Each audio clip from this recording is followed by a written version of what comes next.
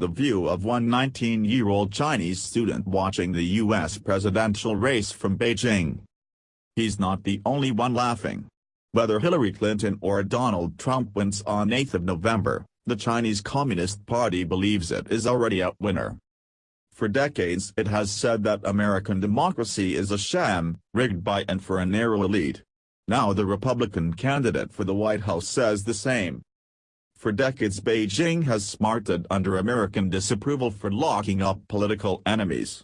Now Donald Trump says crooked Hillary should be in gaol, and that he can't wait to begin the purge of liberals from America.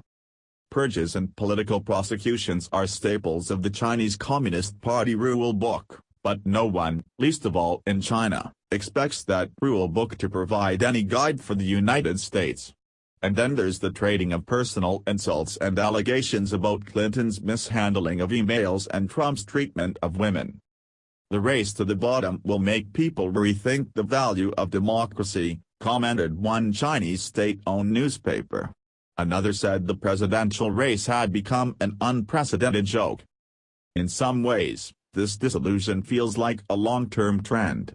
My own sense is that the high point of Chinese admiration for Western democracy came during and just after the Tiananmen Square protests in 1989.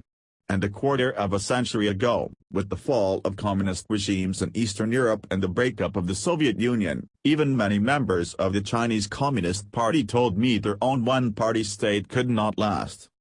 But then Russian democracy faltered, military adventures and the global financial crisis dented U.S. credibility, and the unraveling of the Arab Spring undermined the appeal of electoral democracy among a Chinese public whose experience of civil war makes them fear chaos above almost all else.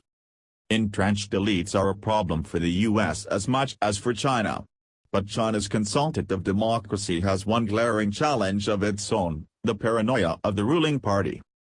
It never ceases to amaze me how afraid the Chinese Communist Party is of its own people, and how fear clouds its judgment and skews its decision-making. Fear of street protest ties its hands in tackling pension reform or state-owned enterprises. Fear of a punishing assessment of its mistakes makes it manipulate history in a way that distorts not only the past but also the future. Fear of competing narratives makes it drive some of China's brightest and best into exile or gaol. Fear has become a huge overhead and a great brake on China's progress.